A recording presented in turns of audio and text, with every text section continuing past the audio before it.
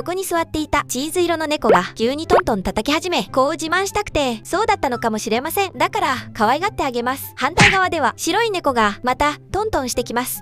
自分も撫でてほしい、そういう意味だったみたいです。だからまた撫でてあげます。今度は下にいた子猫が足を気持ちよくかいてくれて、横ではまた別の猫が手を今すぐ出せと言ってきます。そうして出して撫でて、また反対側にいる猫メアにも取ってあげて撫でてあげます。